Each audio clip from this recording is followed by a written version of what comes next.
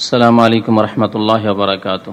إن الحمد لله نحمده ونستعينه ونستغفره ونعوذ بالله من شرور أنفسنا ومن سيئات أعمالنا من يهده الله فلا مضل له ومن يضلله فلا هادي له وأشهد أن لا إله إلا الله وحده لا شريك له وأشهد أن محمدا عبده ورسوله صلى الله تعالى عليه وعلى آله وصحبه وسلم تسليما كثيرا.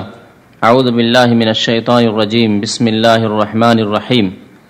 الرجال قوامون على النساء بما فضل الله بعضهم على بعض وبما أنفقوا من أموالهم.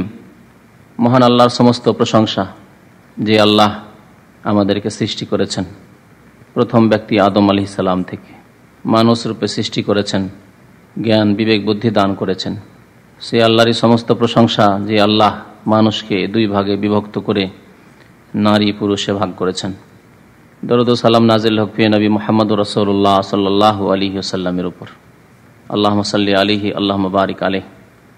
যার আল্লাহ প্রদত্ত দাওয়াতের মাধ্যমে আমরা আল্লাহ সন্তুষ্টির পথ খুঁজে পেয়েছি, জানতে পেরেছি আমাদের একের অন্যের ওপর কি অধিকার, জানতে পেরেছি আমরা বৈধ অবৈধ হালাল হারাম, জানতে পেরেছি আমরা কি করণীয় কি বর্জনীয়, জায়েজ না জায়েজ। আজকে মুসলিমদের সারা বিশ্বের অবস্থা এমন যে বহু রোগে জর্জরিত। এসব রোগ দেখে একজন চিকিৎসক হতভম্ব যে কোন রোগগুলির চিকিৎসা প্রথমে শুরু করা যেতে পারে। যেমন একজন ডাক্তার ফিজিশিয়ান যদি কোনো রোগীকে দেখে, দৈহিক রোগের রোগী, এবং সেই রোগী বহু রোগে যদি ভুগতে থাকে, একটি দুইটি তার রোগ নয়, বহু প্রকার রোগে আক্রান্ত, তাহলে তাকে নিয়ে ডাক্তার পেরেশান হয়ে যাবে যে তার কোন রোগটির চিকিৎসা করি। আজকে মুসলিম সমাজের অবস্থা এরকম। সবচাইতে বড় রোগ মানব জাতির মধ্যে হচ্ছে শিরক এবং কুফরি, নিফাক। বহু প্রকারের শিরক মুসলিম সমাজে, মানব জাতি তো দূরের কথা, মুসলিম সমাজে ঢুকে পড়েছে, অনুপ্রবেশ ঘটেছে বহু প্রকারের শিরক, ছোট বড় শিরক, কুফরির, নাস্তিকতার, ধর্ম নিরপেক্ষতা, নামাজ ত্যাগ করার মতো কুফরি কাজ, বেপরদা হওয়া, হালাল এবং হারামের বাছাই না থাকা, পার্থক্য না থাকা, জায়েজ না জায়েজ, বৈধ অবৈধ, কি করণীয় কি বর্জনীয়, এসব থেকে স্বাধীনভাবে পাশবিক জীবন যাপন করা। এ হচ্ছে মুসলিম সমাজের কিছু রোগ। এ রোগ সম্পর্কে বলতে হলে বলে শেষ করা যাবে না যে কত রোগ রয়েছে মুসলিম সমাজে। সামাজিক রোগ, পারিবারিক রোগ, ব্যক্তি জীবনের রোগে ভর্তি, অর্থনীতিতে রোগ, রাষ্ট্রনীতিতে রোগ, বহু প্রকারের রোগ, এবং সমস্ত ক্ষেত্রে রোগ আর রোগ। চিকিৎসা করতে গিয়ে দ্বিধাগ্রস্ত যে কোন দিক থেকে চিকিৎসা আরম্ভ করা যায়। এসব রোগের মধ্যে একটি সামাজিক রোগ আজকে মুসলিম সমাজে ব্যাপক আকার ধারণ করেছে, তা হচ্ছে যৌতুক বা পণ প্রথা। এই পণ প্রথা কথাটি হিন্দু অমুসলিম সমাজ থেকে এসেছে, আর মুসলিম সমাজে এর অনুপ্রবেশ ঘটেছে। এমনভাবে মুসলিম সমাজে ঢুকে পড়েছে এবং ব্যাপক আকারে ছড়িয়ে পড়েছে যে এখন আর হিন্দু আর মুসলিম সমাজে যৌতুক নেওয়ার ক্ষেত্রে, পণের ক্ষেত্রে কোনো পার্থক্য দেখা যায় না। যেমন অমুসলিমদের, হিন্দুদের বিবাহ শাদীতে ব্যাপক হারে যৌতুক ছাড়া বিয়ে শাদী হয় না, তেমনই অবস্থা মুসলমানদের। এমন মুসলমান এলাকাকে এলাকা খুঁজে ফেলে দিলে, ডিস্ট্রিক্টকে ডিস্ট্রিক্ট খুঁজে ফেলে দিলেও পাওয়া মুশকিল হবে যে বিনা যৌতুকে কোরআন এবং সুন্নাহ মোতাবেক বিবাহ শাদী হলো। এছাড়া বিবাহ শাদীর ক্ষেত্রে যে রোগ রয়েছে, বহু রোগ রয়েছে। এই ক্ষেত্রে যদি শুরু করা যায় যে বিবাহ শাদীর ক্ষেত্রে কত রোগ রয়েছে, বলে শেষ করা যাবে না। ছোট্ট একটি লিফলেট তৈরি করা হয়েছে, এবছরে ছেপেছে, বিবাহ শাদীর সুন্নত, বিবাহের সুন্নত ও বিদআত।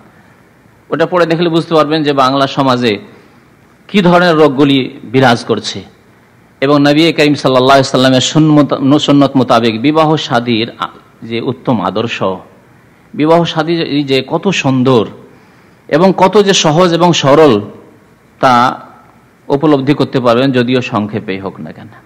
কোরআন এবং সহিহ হাদিস যদি অধ্যয়ন করেন বিবাহ শাদী সম্পর্কে, তাহলে দেখতে পাবেন যে বিবাহ শাদী ইসলামে এত সহজ, না ঝামেলা তাতে, না ঝগড়া, না ফাসাদ, না তর্ক বিতর্ক, না এরকম আনুষ্ঠানিকতা, আর এর জন্য এমন ব্যয়বহন যা বরদাস্ত করা, যা পালন করা খুব মুশকিল। জুলম একরকমের স্পষ্ট। এই রকমের বহু রোগ ছড়িয়ে পড়েছে বিবাহ শাদীর ক্ষেত্রে। এই বিবাহ শাদী সংক্রান্ত যে একটি বড় রোগ, সেটি হচ্ছে এই যৌতুক। এই যৌতুক ছিল হিন্দু সমাজে। হিন্দুদের ঘরে বিবাহ শাদী হতো না যৌতুক ছাড়া। মেয়েও দিতে হবে, যুবককে তুলে মেয়ে মানুষ করার পরে, আর তার সাথে ধন সম্পদও দিতে হবে, এমনকি ঘর বাড়ি তৈরি করে দিতে হবে। ভারতের দক্ষিণ ভারতে এবং শ্রীলঙ্কা এসব এলাকাতে একটি মেয়ের বিয়ে দিতে হলে ঘর বাড়ি তৈরি করে দিতে হবে, আর বাড়ি সাজিয়ে দিতে হবে, একবারে প্রস্তুত করে ডেকোর করে, তারপর বিবাহ শাদীর কথা চিন্তা করতে হবে। হিন্দু সমাজের এ কুসংস্কার এবং হারাম কাজ, জালেমানা কাজ, হারাম কয়েক দিক থেকে হারাম। যেমন হারাম ভক্ষণ, তেমনই জুলম অত্যাচার, এসব মুসলিম সমাজে ছড়িয়ে পড়েছে। সুতরাং মুসলিম ভাইদেরকে সতর্ক করার উদ্দেশ্যে আজকে অনেক ভাইয়ের অনুরোধ বেশ কিছুদিন থেকে যে এই যৌতুক সম্পর্কে, পণ সম্পর্কে আলোচনা করা যাক। এ সম্পর্কে কয়েকটি আয়াত আমি নোট করেছি। এই আয়াতগুলির আলোকে এবং কয়েকটি হাদিস নোট করেছি। এই হাদিসগুলির আলোকে, কোরআন এবং সুন্নাহর আলোকে নবী করিম সাল্লাল্লাহু আলাইহি সাল্লামের তরিকা, ছেড়ে যাওয়া তরিকা বিবাহ শাদীর কি, আর এই প্রচলিত জাহেজ বা যৌতুক বা পণ প্রথা কি রকমের চরম অন্যায় কাজ। মহান আল্লাহ ইরশাদ করেছেন সূরা নিসা আয়াত নম্বর 34-এ, আর রিজালু কাওয়ামুন আলান নিসা বিমা ফাদ্দালাল্লাহু বা'দাহুম আলা বা'দ ওয়া বিমা আনফাকু মিন আমওয়ালিহিম। পুরুষদেরকে আল্লাহ রাব্বুল আলামিন শ্রেষ্ঠত্ব দান করেছেন। পুরুষরা কর্তৃত্বশীল আলান নিসা, নারীদের উপর। আল্লাহ রাব্বুল আলামিন তাদেরকে কর্তৃত্ব দান করেছেন নারীদের উপর। কি জন্য আল্লাহ রাব্বুল আলামিন পুরুষদেরকে এই নেতৃত্ব দান করলেন, এই কর্তৃত্ব দান করলেন? আর রিজালু কাওয়ামুন আলান নিসা, দুইটি কথা মহান আল্লাহ এখানে বলেছেন। পুরুষদের নেতৃত্বের কারণ হচ্ছে দুইটি। নারীরা নেতা নয়, তাদের হাতে নেতৃত্ব ন্যস্ত করা হয়নি, এবং পুরুষদেরকে পক্ষান্তরে নেতৃত্ব দেওয়া হয়েছে দুইটি কারণে। একটি হচ্ছে বিমা ফাদ্দালাল্লাহু বা'দাহুম আলা বা'দ। প্রথম কথা, আল্লাহ রাব্বুল আলামিন প্রাকৃতিক দিক দিয়ে এককে অন্যের উপর শ্রেষ্ঠত্ব দান করেন, প্রাধান্য দান করেন। এটি হচ্ছে প্রাকৃতিক কারণ, প্রকৃতিগত কারণ। প্রত্যেক সৃষ্টির একটা প্রকৃতি রয়েছে, তেমনি পুরুষের একটা প্রকৃতি রয়েছে, নারীর প্রকৃতি রয়েছে। নারীর প্রকৃতিতে যেসব দায় দায়িত্বগুলি, কাজগুলি, সেসব কাজগুলি আল্লাহ রাব্বুল আলামিন তাকে দিয়ে দিয়েছেন ঘরের ভিতরে। পুরুষের কিছু প্রকৃতি রয়েছে, যে প্রকৃতিগুলির ভিত্তিতে তাকে ঘরের বাইরের কাজের আল্লাহ দায়িত্ব দিয়েছেন। এই কাজে এক যদি অন্যের কাজ করা শুরু করে, তাহলে এটি প্রকৃতি বিরোধী কাজ হবে এবং এই কাজে সফল কাম হতে পারবে না। তো নেতৃত্ব, এই নেতৃত্বের জন্য ক্ষমতা, বুকবল, মনোবল এবং দেহবল, দৌড়াদৌড়ি, ঝাঁপ দেওয়া, ছোটাছুটি, বাইরের রৌদ্রের কষ্ট স্বীকার করা ইত্যাদি বহু দিক রয়েছে, যেগুলি হচ্ছে পুরুষদের যোগ্যতা, প্রকৃতি। রুজি রোজগার করা, এর জন্য ছুটাছুটি করা, যেখানে ইচ্ছা সেখানে, যেখানে রাত হলো সেখানে কাপ, যেখানে রাত হলো সেখানে শুয়ে পড়লেন। একজন পুরুষ পারবে? একজন মহিলা পারবে? পারলে তার মান ইজ্জত সুরক্ষায় থাকবে। আজকে শুনতেই পাচ্ছেন যা কিছু হচ্ছে, যারা বেহায়া বেপরদা হয়ে বাড়ি থেকে বেরিয়ে পড়েছে যেসব মহিলারা, তাদের ধর্ষণের ঘটনা, আর তাদের মানহানির ঘটনা, আর তাদের কিস্সা কাহিনী পত্র পত্রিকা পড়ুন আর দেখুন যে কি হচ্ছে দৈনিক। তাহলে নেতৃত্বের জন্য এইসব দৌড়াদৌড়ি, যেখানে রাত হলো সেখানে কাজ, যেখানে যে অবস্থায় হলো সেখানে সেই অবস্থায় থেকে গেলেন, এটি হচ্ছে পুরুষদের প্রকৃতি। আল্লাহ রাব্বুল আলামিন তাদেরকে নেতৃত্ব দান করেছে। মিমা ফাদ্দালাল্লাহু বা'দাহুম আলা বা'দ, আল্লাহ একে অন্যের উপর শ্রেষ্ঠত্ব দান করেছেন। পুরুষদেরকে আল্লাহ নেতৃত্বের ক্ষেত্রে শ্রেষ্ঠত্ব দান করেছেন। এই নেতৃত্ব যদি মহিলাদের হাতে যেত, তাহলে এটি প্রকৃতি বিরোধী এবং তাতে কোন রকম সুষ্ঠুভাবে এই যে পারিবারিক জীবন রয়েছে, সে পারিবারিক জীবন চলতো না। অশান্তি বিরাজ করতো পারিবারিক জীবনে, যেখানে পরিবার বলা হয় স্বামী স্ত্রী এবং ছেলে মেয়ে হলে তাদেরকে নিয়ে একটা পরিবার।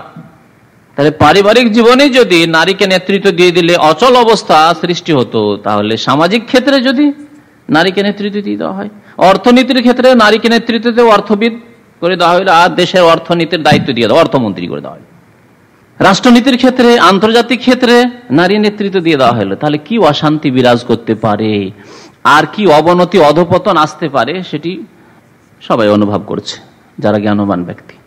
আর রিজাল কাওয়ামুন আলান নিসা বিমা ফাদ্দালাল্লাহু বা'দাহুম আলা বা'দ।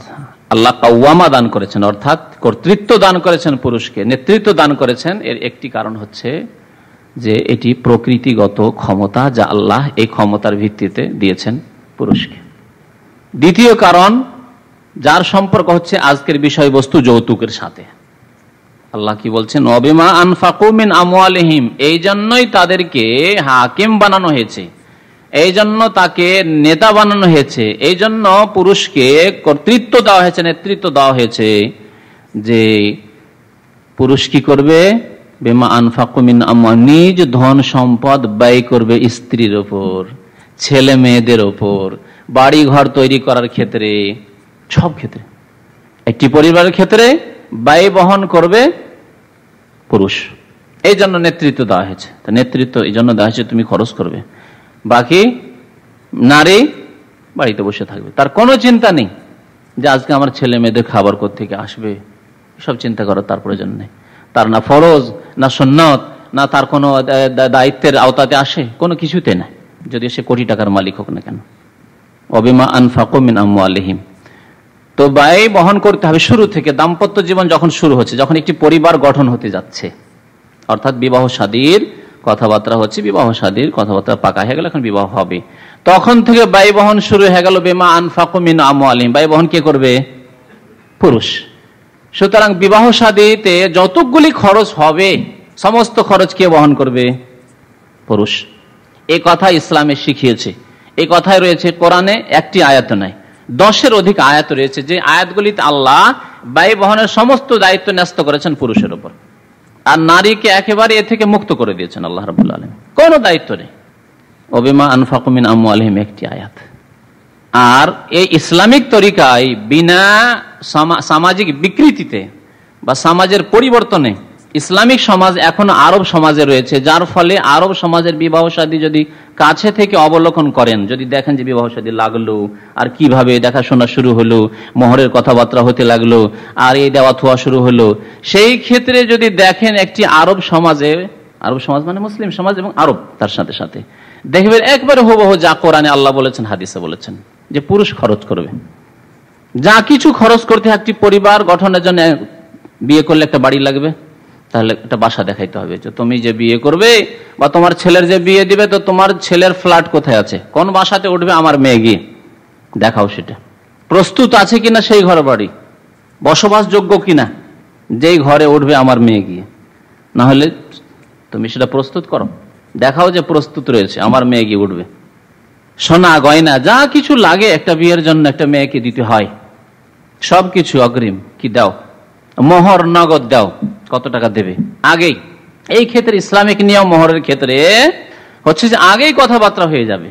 আর অন ইসলামিক নিয়ম হচ্ছে যে আমাদের সমাজে হয়, বিয়ের দিনে বরযাত্রী নিয়ে বসে গেছে, এখন কবুল করার সময় হয়ে গেছে, সেই সময় এখন দর কষাকষি, কত টাকা মোহর, এত টাকা আমরা চাই, আমরা এত টাকা দিতে পারবো না, একদল বলছে দিতে পারবো না এত টাকা, আরেক দল বলছে না আমরা এত টাকা নেব, এই দর কষাকষি শুরু। আর বসে আছে 25, 50, 100, 200, 300 যত বলতে পারেন বরযাত্রী। এ আর একটি বিদআত, হিন্দুদের প্রথা। এ বরযাত্রী, বরের সাথে যে যাত্রা করে যাত্রী যেতে হবে, এটি হচ্ছে হিন্দুয়ানি প্রথা, মুসলিম সমাজে নেই। একটি হাদিস দেখান যে বিয়ে করার জন্য কোন সাহাবী গেছেন, তার সাথে একটি দল গেছে। আলী বিয়ে করতে গেলেন ফাতেমাকে, ওসমান 2 বার করে 2 মেয়েকে বিয়ে করলেন, নবী করিম সাল্লাল্লাহু আলাইহি সাল্লামের রোকিয়াকে, তারপরে উম্মে কুলসুমকে।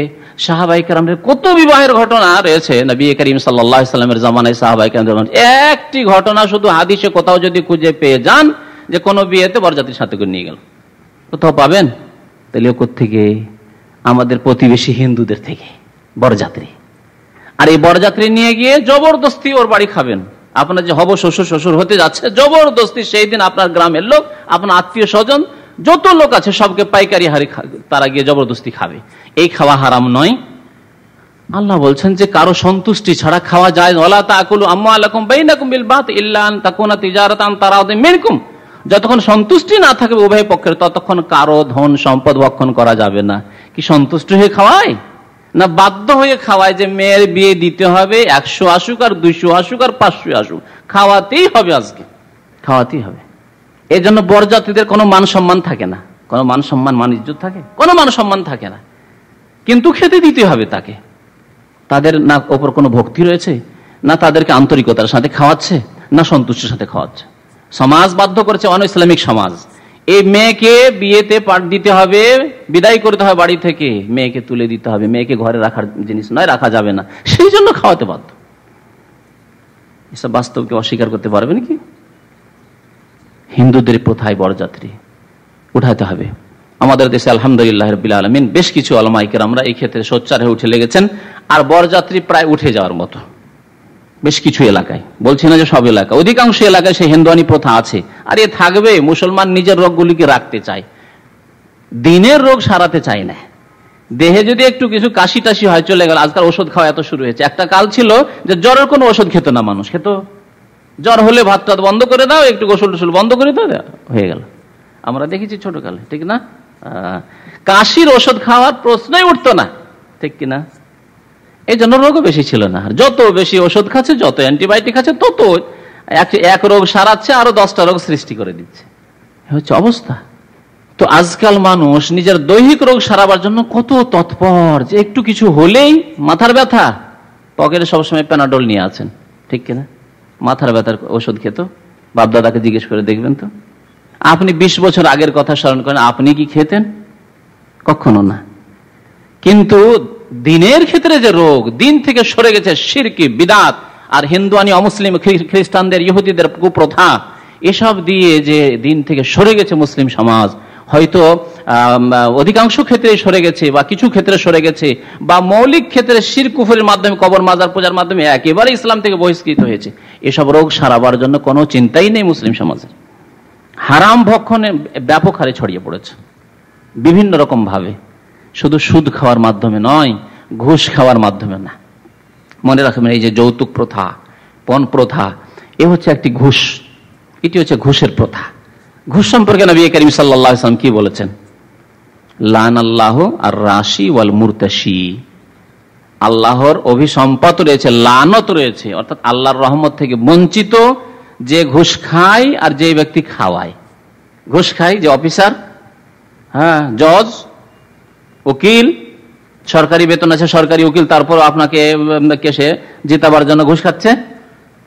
রাশি, ঘুষখোর যে ঘুষ খায়, আর যে ঘুষ খাওয়ায় মানে ঘুষ দিয়ে নিজের কাজ করাতে চায়, তার হক নেই সেটি, তারপরে ঘুষ দিয়ে সে অন্যায়ভাবে অন্যের হকটিকে সে কি করবে? দখল করবে, সেই জন্য ঘুষ দিয়ে থাকে। তো এই ঘুষ প্রথা হচ্ছে পণ প্রথা, যৌতুক প্রথা। কেমন করে তাহলে? একে নিয়ে চিন্তা করুন। এখন ওই বরযাত্রীর কথা বাদ দেন, যেহেতু বিষয়বস্তু হচ্ছে যৌতুক। ফিরে আসেন যৌতুকের দিকে। এই যে যৌতুক দেয় মেয়ের বাবা বা মেয়ের ভাইয়েরা, বাবা নেই ভাইয়েরা বোনের বিয়ে দিচ্ছে আমাদের সমাজে, অবশ্যই তাদের দায়িত্ব বোনের ক্ষেত্রে। তো এই যে যৌতুক দেয়, খুশি হয়ে দেয়, হ্যাঁ না সমাজ বাধ্য করছে? সামাজিক কুপ্রথা। উপরন্ত সমাজে এখন অনেক সমাজের আইন কানুন মানুষ মানে না, সমাজের চাপেও ছিল না, অনেকটাই হয়তো কিছুটা আছে, কিন্তু সবচেয়ে বড় যেটি চাপ সেটি হচ্ছে বোনকে ঘরে রাখা যাবে না। মেয়ে সাবালিকা হয়ে গেছে, 18 বছর, 20 বছর, 25 বছর হয়ে যাচ্ছে, আর এরপরে যেইভাবে হোক না এনি হাও বিয়ে দিতে হবে। যদি বিয়ে না দিই তাহলে উপায় নেই, কি করে রাখবো? 25 আর বিয়ে হবে না, রিটায়ার্ড। আমাদের সমাজে 20-22 হয়ে গেলে তারপরে বাছাবাছি শুরু হয়ে গেল। হ্যাঁ, বয়স অনেক হয়ে গেছে, 20 হলে বলবে 25, 25 হলে বলবে 35, হচ্ছে অবস্থা। যেহেতু নারীরা নিজেদেরকে একেবারে সস্তা করে দিয়েছে মার্কেটে, নারীরা বেহায়া, বেপর্দা হয়ে, ওপেন হয়ে, উলঙ্গ, অর্ধ উলঙ্গ হয়ে, যেখানে সেখানে নিজেকে একেবারে নিজের প্রদর্শন করে সস্তা করে দিয়েছে। যেসব জিনিস অ্যাভেলেবেল যেখানে সেখানে পাওয়া যায়, সস্তা হয়ে যায় কিনা? সস্তা হয় না। কিন্তু মার্কেট আউট যে জিনিসটি খুব কম, মার্কেটে একটি দোকানে মাত্র পাওয়া যায়, তখন তার দাম বেশি। দেখেন মোবাইল, দেখেন মোবাইল যখন একটি কোম্পানি ছিল কি অবস্থা, কয় টাকা করে মিনিটে দিয়েছেন আর টেলিফোন করেছেন, মনে আছে না? 8 রিয়াল করে দিয়ে টেলিফোন করেছেন। আজকে কত সস্তা, 1 টাকা 88 চলে এসছে। আরো যদি 5টা কোম্পানি চলে আসে, মার্কেটে অ্যাভেলেবেল হয়ে যায়, দেখবেন কি হয়ে যায়, হ্যাঁ, ফ্রি হয়ে যাবে, কাছাকাছি ফ্রির মতো। তো ওই রকমই অবস্থা আমাদের মহিলা সমাজের হয়েছে, যে মহিলারা নিজেকে এত উন্মুক্ত করে দিয়েছে যে এদের আর মূল্যই নেই। বিনা পয়সায় রাস্তাতে দেখতে পাওয়া যাচ্ছে, অর্ধেক যে স্বাদ, অর্ধেক ভোগ সেটা হয়েই যাচ্ছে। হ্যাঁ, অ্যাডভার্টাইজের মাধ্যমে এমন উলঙ্গ ছবি টবি দেখা যাচ্ছে, এই প্রচার মাধ্যমে, এই ডিশ আর এই যে টেলিভিশনের মাধ্যমে উলঙ্গ ছবি এমন ভাবে দেখা যাচ্ছে যে যুবকদের কিছু আহার তো এখান থেকে হয়ে যাচ্ছে। এরা ভাবছে আর বিয়ে শাদী কি করব, তারপরে বাকিটার জন্য বেশ্যাখানা খোলা আছে সারা বিশ্বে, সৌদি আরব ছাড়া, বলেন। 5 স্টার হোটেল রাখা আছে, যাদের কাছে যেরকম পয়সা আছে সেখানে গিয়ে তাদের ভোগ বিলাসের বস্তুগুলি সেখানে রাখা আছে। সুতরাং আর বিয়ের কি প্রয়োজন, এইসব দায়িত্ব কেন নেব? মহিলারা, নারী জাতি নিজেকে একেবারে সস্তা করে দিয়েছে, ছিলা কলার মতো আমি বলি, আর খুলে রাখা মিষ্টির মতো, রসগোল্লার মতো। রসগোল্লার দোকানে যদি ঢাকা না থাকে আর মাছি ভ্যান ভ্যান ভ্যান ভ্যান করে বসছে, আপনি কি খাবেন? ওই মিষ্টি কিনবেন? বিনা পয়সায় দিলেও খাবেন না। যদি আপনার কিছুটা জ্ঞান থাকে আপনার স্বাস্থ্য সম্পর্কে, তাহলে কখনো আপনি ওই সব খোলা ভ্যান ভ্যান করে মাছি বসছে আর ওই মিষ্টি রসগোল্লা ফ্রি দিলেও খাবেন না। ছিলা কলা বিক্রি করছে মসজিদের পাশে, কিনবেন? কখনো কিনবেন না আপনি। তো মহিলা জাতি নিজেদেরকে ওই ছিলা কলা আর খোলা রসগোল্লার মতো করে দিয়েছে, মাছি ভ্যান ভ্যান করে। এইসব যাদের চক্ষু খারাপ, যারা হচ্ছে পাপিষ্ট অপরাধী, যাদের অন্তরে, আল্লাহ কোরআনের ভাষায় বলেছেন ফায়াতমা আল্লাযী ফী কলবিহি মারাদ, তোমরা রাস্তায় বেরিয়ে যেও না জাহিলিয়াতের যুগের মহিলাদের মতো। হ্যাঁ, অমুসলিম কাফেরা ফাসেকাদের মতো চুল খুলে, মাথা খুলে আর পেট খুলে, পিঠ খুলে রাস্তাঘাটে বেরিয়ে যেও না, না হলে কি হবে? বরং কি করি, ওয়াকারনা ফী বুয়ুতিকুন্না, তোমরা বাড়িতেই নিজের বাড়িতে অবস্থান করিও, পর্দার আড়ালে অবস্থান করিও, আর বাইরে বেরোতে হলে পর্দার সাথে বেরোয়। ওয়ালা তাবাররাজনা তাবাররুজাল জাহিলিয়াতুল উলা, আর কথা বললে তোমরা নাকি সুরে কথা বলিও না, মিষ্টি সুরে না। ভাই কেমন আছেন, আসুন বসুন, এইরকম মিষ্টি কথা বেশি বলিও না। কথা বলবে স্ট্রিক্টলি কথা বলবে। আল্লাহ বলছেন ওয়ালা তাখফালা তাখদানা বিল কওল, কথাতে যাতে করে নম্রতা তোমাদের না থাকে, না হলে কি হয়, ফায়াতমা আল্লাযী ফী কলবিহি মারাদ, যাদের অন্তরে ব্যাধি আছে, শয়তানি ব্যাধি, কামনা বাসনার ব্যাধি আছে, যারা বিয়ে শাদী করতে চায় না, শুধু হারামের মাধ্যমে তারা ভোগ বিলাস করতে চায়, ফায়াতমা, তাদের লোভ লালসা বেড়ে যাবে, তাদের শয়তানি আরো বেড়ে যাবে। তো বলছিলাম কি, ফিরে আসি, যে যৌতুক হচ্ছে ঘুষ। এই যে যৌতুক দিচ্ছে মেয়ের বাবা, মেয়ের ভাইরা, কি জন্য দিচ্ছে? মেয়েটাকে কোন রকম করে বিদায় করতে হবে, অপর ঘরে পাঠাইতে হবে, নিজের বাড়িতে রাখা যাবে না। ঘুষ তো এইরকম উদ্দেশ্যে দেয় মানুষ, নিজের উদ্দেশ্য হাসিল করার জন্য ঘুষ দেয়। আর সে যদি এই টাকা না পায়, যৌতুক না পায়, তো বিয়ে করবে না। যে যুবক বিয়ে করতে যাচ্ছে, সে টাকা না পেলে বিয়ে করবে না, সে টাকা চাই। আর শুধু টাকা না, আজকে বাড়ি তৈরি করে দিচ্ছে হচ্ছে, তারপরে আপনার শহরে জায়গা দিতে হবে, আর মোটর সাইকেল আর কার, এগুলি তো সাধারণ ব্যাপার হয়ে গেছে। কিছুদিন আগে শুনতাম যে হোন্ডা আর এই কার, এগুলি হচ্ছে একটু অসাধারণ ব্যাপার, আজকাল সাধারণ ব্যাপার হয়ে গেছে। পয়সাওয়ালা ব্যবসায়ীদের ঘরে, শহর বাজারে, টাউনে, সিটিতে এখন কার দেওয়াটা সাধারণ ব্যাপার হয়ে গেছে। আল্লাহু আকবার। একটি টাকা যদি এই ক্ষেত্রে নেই, চেয়ে নেই, অথবা চেয়ে না নিল, কিন্তু অন্তরে ইচ্ছা আছে দিলে ভালো দিক, চাইবো না, কিন্তু জানি যে সামাজিক এমন একটা প্রথা আছে, দিতেই হবে। আমাদের পরিবারে আরো বিয়েগুলি হয়েছে, এভাবে দিয়েছে, আপনাদের বিবেক বিবেচনা, আমরা চাইবো না। আজকাল ভদ্ররা এরকমই, আপনার মেয়ে, আপনার জামাই, আপনারই ছেলে, এগুলি হচ্ছে ভাষা, এগুলি হচ্ছে শয়তানদের ভাষা, হারাম খাওয়ার জন্য। সুতরাং যেভাবে ইচ্ছা আপনারা সেটা বুঝবেন। এখন এই ক্ষেত্রে আরো বেশি দিতে হবে, মানে নিজের বিবেক বিবেচনার উপরে ফেলে দিল যে হ্যাঁ 3 জনে খাওয়া দাওয়া করছেন, আর যদি আপনাকে বন্টনের দায়িত্ব দেয়, আর আপনি যদি ভদ্র হন, তাহলে কি করবেন? নিজে কম নিয়ে বাধ্যই বেশি করে দিতে হবে, ঠিক না? এইরকম অবস্থা করে ফেলেছে আজকাল এই যারা হারামখোর, হারাম খাওয়ার লোক। তো ঘুষ, আর নবী করিম সাল্লাল্লাহু আলাইহি ওয়াসাল্লাম আল্লাহর লানতের কথা বলেছেন, রাসূলের লানত রয়েছে, অভিশাপ রয়েছে রহমত থেকে বঞ্চিত ওই লোকেরা যারা ঘুষ খায়, ঘুষ দেয়। সুতরাং এই ক্ষেত্রে অগতির গতি না হলে না দেওয়া যায়, আর নেওয়া তো সর্বক্ষেত্রে হারাম। যৌতুক ঘুষ, সুতরাং ঘুষের ক্ষেত্রে লানত রয়েছে। সুতরাং যৌতুকের ক্ষেত্রেও, পণের ক্ষেত্রে মনে রাখতে হবে, পণ নেওয়া, পণ দেওয়া, এ হচ্ছে লানতের কাজ। যেমন সুদের পয়সা হারাম, সুদের ওপর, সুদের সাথে সংশ্লিষ্ট যত লোক রয়েছে, এমনকি যারা চাকরি বাকরি করে সুদী সংস্থায়, তাদের উপর লানত রয়েছে। যারা সাক্ষী থাকে তাদের উপর লানত রয়েছে। আর যে সুদ খায়, সুদ খাওয়ায়, তাদের উপর তো লানত রয়েছেই। তাহলে যৌতুকের ক্ষেত্রে যে ব্যক্তি যৌতুক নিল, যে দিল, যে ব্যক্তি ওই যে মাধ্যম, বিয়ে শাদীর জন্য মাধ্যম ছাড়া তো আজকাল বিয়ে হয় না, মাধ্যম এবং যৌতুকের কথাবার্তা করে দিল যে হ্যাঁ এত টাকা পাবে, আশা আছে, যদি চেয়েও না, না চাইলেই বেশি পাবে, এই কাজগুলি যারা করলো সমস্ত লোকের উপর লানত, অভিশাপ রয়েছে, মনে রাখবেন। মেয়েকে তুলে দিতে হবে সেই জন্য টাকা দিচ্ছে, আর সে টাকা না পেলে তার মেয়ের উপরে কোনো তার আগ্রহ নেই। সে আসল বিয়ে করার উদ্দেশ্য হচ্ছে টাকা। যেখানে টাকা পাবে বেশি, যেখানে সম্পদ পাবে বেশি, যেখানে গাড়ি পাবে, যেখানে অমুক পাবে, তমুক পাবে, সেখানে সে বিয়ে করবে। অথচ নবী আকরাম সাল্লাল্লাহু আলাইহি সাল্লাম বিয়ের ক্ষেত্রে কি বলেছেন? দুনিয়ার মানুষের চরিত্রের কথা বলেছেন যে 4টি গুণ দেখে। তুনকাহুল মারআতু লিআরবাঈন। নবী সাল্লাল্লাহু আলাইহি বলছেন যে নারীদেরকে বিয়ে করা হয় 4টি গুণ দেখে। লিমালিহা, ধন দেখে, ওর বাবার ধন সম্পদ আছে কিনা। জাহিলিয়াতের যুগে এই জন্য ধন দেখতো না যে বিয়ের দিনে, জাহিলিয়াতের যুগে মক্কার মুশরিক কাফেররাও বিয়ের দিনে নেওয়া দেওয়া ছিল না। ধন এই জন্য দেখা হতো যে ওর বাবার ধন সম্পদ যখন আছে তো পাবো, পরে পাওয়ার জন্য। বুঝতে পেরেছেন না? তাহলে আজকালকার এক শ্রেণীর ফাসিক মুসলিম যারা পণ নিচ্ছে, যৌতুক নিচ্ছে, তাদের সাথে জাহিলিয়াতের যুগের এই ক্ষেত্রে ভালো ছিল। ওরা এই রোগ থেকে অনেকটাই মুক্ত ছিল। অন্য অন্য রোগ ছিল, আমাদের মধ্যে অন্য অন্য রোগ রয়েছে, কিন্তু এই রোগে তাদের চাইতে বেড়ে রয়েছে, মুশরিকদের চাইতে বেড়ে রয়েছে। তারা ধন কি জন্য দেখতো? যে ধনটা পরে পাবো, হ্যাঁ ভাগ বন্টন যখন হবে, শ্বশুর মারা যাবে, তখন তো পাওয়া যাবে, এই উদ্দেশ্য। তুনকাহুল মারআতু লিআরবাঈন, নারীদেরকে বিয়ে করা হয় 4টি বস্তু দেখে। লিমালিহা, ধন সম্পদ দেখে। ওয়ালি হাসাবিহা, আর বংশ বলি দেখে, কেমন বংশ, সম্ভ্রান্ত কিনা, কোন বংশের লোক, ভদ্র কিনা, তাদের শিক্ষা দীক্ষা ইত্যাদি, আচার আচরণ। ওয়ালি জামালিহা, সৌন্দর্য দেখে, সৌন্দর্য দেখে। ওয়ালি দীনিহা, আর দিনও দেখা হয়, ধার্মিকতাও দেখা হয়।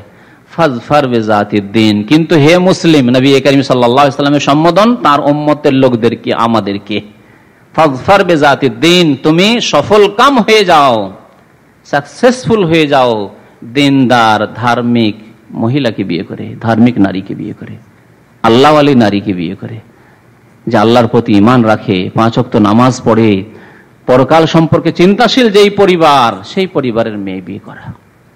তাহলে তুমি কামিয়াব হয়ে যাবে, দুনিয়া তো কামিয়াব হয়ে যাবে, মানসিক শান্তি পাবে। বলুন দেখি, আপনার স্ত্রীকে যদি একাই এক বাড়িতে একটি ফ্ল্যাট নিলেন আর সেখানেই যদি রাখেন, আপনার বাবা নেই, মা নেই, কেউ নেই, এমনও তো অনেক লোক আছে, ভাইরা আছে, সব সেপারেট হয়ে গেছে, কেউ আপনার বাড়িতে যোগান দিতে আসবে না, পাহারা দিতে আসবে না, আপনার স্ত্রী রেখে বিদেশে আসতে হবে।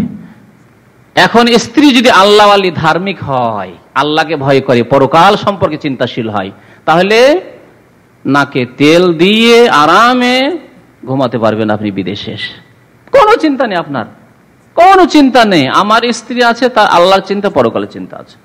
পক্ষান্তরে যদি আল্লাহর ভয় না থাকে, পরকাল সম্পর্কে চিন্তাশীল আপনার স্ত্রী না হয়, বিয়ে শাদী করে লোকজনের মাঝে রেখে এসেও তার দ্বারা কুকাজ হয়ে যাচ্ছে, যেখানে সেখানে ইচ্ছা মতো ঘুরে বেড়াচ্ছে, আর কত রকমের যে পাপ হচ্ছে আল্লাহ রাব্বুল আলামিন জানে। তাহলে আপনাকে কি শান্তি হাসিল হবে? আপনি শান্তি পাবেন এইরকম স্ত্রী নিয়ে? আল্লাহ না করে যদি একাই রেখে আসতে হয় নাবালক ছেলে মেয়েদের সাথে, অথবা ছেলে মেয়েও হয়নি, আর এরকম স্ত্রী যদি রেখে আসতে হয়, কোনো শান্তি পাবেন? কখনো শান্তি পাবেন না। তাহলে কামিয়াব কে?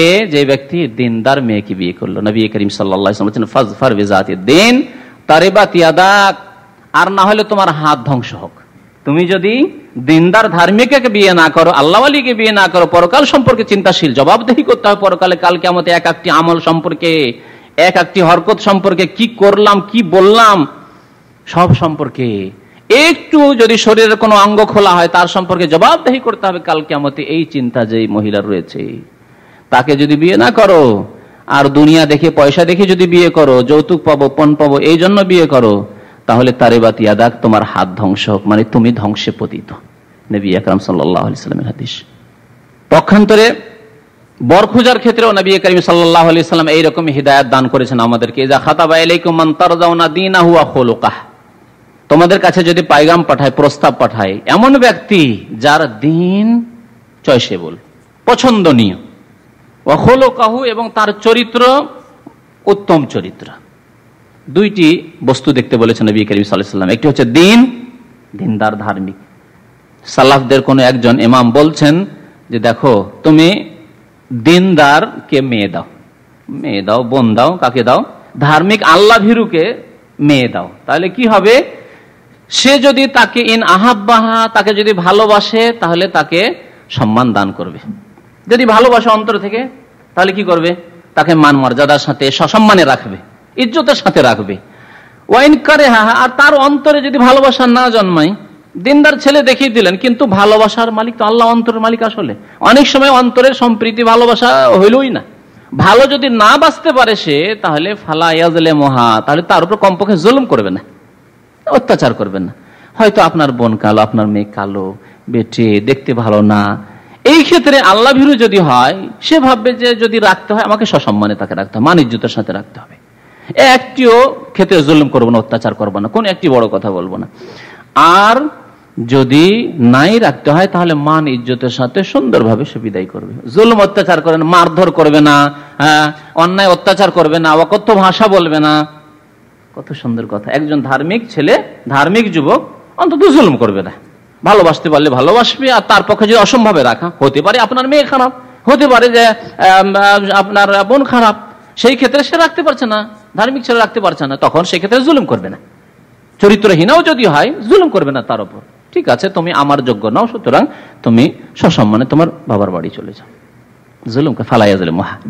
পক্ষান্তরে বেদিন, বেধর্মী, ফাসেক, বেনামাজি কে ভালো চাকরি দেখে, ভালো ব্যবসা দেখে, ভালো মাসিক উপার্জন রয়েছে, সব দেখে আজকাল বিয়ে শাদী তো এইসব দেখে দেওয়া হচ্ছে। ছেলে বিদেশে আছে, কি কাজ করে, এত টাকা মাসে ইনকাম করে, হ্যাঁ ঠিক না? হয় বিদেশ দেখা হচ্ছে, আর না হয় দেখা সার্ভিস হোল্ডার দেখা হচ্ছে, কোয়ালিফিকেশন ডিগ্রি দেখা হচ্ছে যে কেমন ডিগ্রি রয়েছে, ভবিষ্যৎ তার উজ্জ্বল রয়েছে, তো ডাক্তার, তো ইঞ্জিনিয়ার, তো এই হবে সেই হবে, হ্যাঁ। তারপরে তার বাবার বড় ব্যবসা রয়েছে, এই প্রপার্টি রয়েছে, তার থেকে এত কিছু পাবে। এসব দেখে বিবাহ শাদী দিলে কোনো বরকত হবে না। বরকত রয়েছে কি? সে মান তারদাউনা দীনাহু ওয়া খুলুকাহু। এই ক্ষেত্রে আরেকটি কথা বলি যে যৌতুক দিতে অনেকে শখ করে যৌতুক দিচ্ছে, বাধ্য হয়ে নাই। কারণ তার চাইতে নিচু শ্রেণীর ছেলেকে, যে স্ট্যাটাসের, যে মর্যাদার, সে অর্থের দিক দিয়ে, মান মর্যাদার দিক দিয়ে তার চাইতে নিম্নমানের ছেলেকে সে মেয়ে দিতে চায় না, বোন দিতে চায় না। সবসময় উপরের দিকে নজর। চাকরি হইতে হবে, আয় ইনকাম ভালো হইতে হবে, হ্যাঁ, না হলে বিয়ে শাদী দেওয়া যাবে না। একটা দিনদার ধার্মিক ছেলে, আয় ইনকাম তেমন নেই, কিন্তু ছেলেটি মেহনত করে কোন রকম, হয়তো টেলার, হয়তো কোনো কাজ জানে, ছোটখাটো কাজ জানে, সে কোন রকম মেহনত করে সে রুজি রোজগার ভালোই খাওয়াবে, অসুবিধা নেই, না বিয়ে দেবে না। এই ক্ষেত্রে যখনই একটা সার্ভিস হোল্ডারকে আপনি দিতে যাবেন, মেয়ে দিতে যাবেন, এখন বিদেশে থাকছে এরকম ছেলেকে দিতে যাবেন, আর তার মধ্যে দিনদারি নেই, পরহেজগারি নেই, তাহলে সেও তো ভাববে যে আমি তো বিদেশে থাকি, আমার তো চাকরি রয়েছে, আমি তো ইঞ্জিনিয়ার, আমি তো ডাক্তার, আমি তো হাতি, সুতরাং হাতিকে হাতির মতো খোরাক দিতে হবে। হ্যাঁ, হাতিকে ছাগলের খাবার দিলে কি আর হবে? ও হাতি নিজেকে মনে করে, সুতরাং হাতির মতো খাদ্য দিতে হবে। হ্যাঁ, অর্থাৎ যৌতুক দিতে হবে। তা যৌতুক তো আপনি সব করে দিতে যাচ্ছেন। এই ক্ষেত্রে সতর্ক। নবী করিম সাল্লাল্লাহু আলাইহি ওয়াসাল্লামের এই হিদায়াতের উপর যদি আমরা আমল করি, যে যার দিন পছন্দনীয়, যার আখলাক, চরিত্র, ক্যারেক্টার পছন্দনীয়, তাকে মেয়ে দেব, বোন দেব, তাহলে কখনো যৌতুক দিতে হবে না। অনেকে এই অজুহাত পেশ করেন যে যৌতুক দিতে বাধ্য। কখন বাধ্য আপনি? কখনো বাধ্য না। গরিবকে কেন মেয়ে দেন না আপনি? গরিবকে কেন বোন দেন না আপনি? কেন পয়সাওয়ালা ঘরে যাচ্ছেন আপনি, যেখানে মান ইজ্জত পাবেন না? বাইরে দাঁড়িয়ে থাকলে আপনার খোঁজ নেবেন, ওই অমুক লোক এসছে। এইরকম বাড়িতে আপনি মেয়ে দিয়ে শান্তি পাবেন না? আপনি শান্তি পাবেন, আপনার মেয়ে শান্তি পাবে। আপনার মেয়ে সেই ঘরে গিয়ে তো তুচ্ছ, অমুকের মেয়ে, ঘৃণার সাথে আপনার নামটি নেবে। পক্ষান্তরে যদি আপনি তাদের মাঝে সম্মানিত হতেন, তাদের চাইতে আপনার মধ্যে বৈশিষ্ট্য থাকতো, এরকম শ্রেষ্ঠত্বর দিক থাকতো, তাহলে আপনাকে সসম্মানে তারা আপ্যায়ন করত, আদরের সাথে তাদের বাড়িতে নিত, সেখানে পৌঁছিল। এসব রোগ রয়েছে আমাদের মুসলিম সমাজে, যার ফলেও যৌতুক দিতে হচ্ছে। তো যৌতুক ক্ষেত্রে বলছিলাম যে বহু আয়াত রয়েছে কোরআনে কারীম। আল্লাহ রাব্বুল আলামিন আরেকটি আয়াতে ইরশাদ করেছেন, সূরা নিসার এই আয়াত, সূরা নিসার আয়াত নম্বর 24। মহান আল্লাহ ইরশাদ করেছেন, ওয়া আন তাবতাগু বিআমওয়ালিকুম মুহসিনিনা গায়রা মুসাফিহিন। তোমরা তোমাদের স্ত্রীদেরকে সন্ধান করবে। নিজের সঙ্গী খুঁজতে চাও, যুবক, তোমার সঙ্গী অর্থাৎ স্ত্রী খোঁজ করবে তুমি। বিআমওয়ালিকুম, তোমাদের ধন সম্পদ ব্যয় করে, খরচ করে দিতে হবে। আল্লাহ বলছেন ধন সম্পদ দিয়ে আসো আর মেয়ে নিয়ে আসো। যার বাড়িতে মেয়ে দেবে তাকে ধন সম্পদ দেবে। যে ধন সম্পদ দেওয়ার কথা নবী করিম সাল্লাল্লাহু আলাইহি ওয়াসাল্লাম ফরজ করেছেন, কোরআন যা ফরজ করেছে, ওয়া আনতাবতাগু বিআমওয়ালিকুম, এই আয়াত দিয়ে। আরো আয়াত রয়েছে সম্পর্কে, আরো কয়েকটি আয়াত রয়েছে, সূরা আহজাবে রয়েছে, কাদ ফারাদনা আলাইহিম ফি আজওয়াজিহিম। তো এসবের অর্থ হচ্ছে, যেটি ফরজ সেটি হচ্ছে মোহর। তাহলে মোহর নগদ দিতে হবে, এটি হচ্ছে সাহাবায়ে কেরামদের তরিকা। মোহরের ক্ষেত্রে আল্লাহ রাব্বুল আলামিন এতটুকু স্বাধীনতা দিয়েছেন যে তার পরিমাণ নির্দিষ্ট করা হয়নি যে কমের পক্ষে কত দিতে হবে। যতটার ওপর সম্মতি হয়ে যায় দুই পক্ষের, ততটাই মোহর হইতে পারে। বরং যে কোনো জিনিসের ওপর ইত্তেফাক হয়ে যেতে পারে, সম্মতি হয়ে যেতে পারে দুই পক্ষের, তাই মোহর হইতে পারে।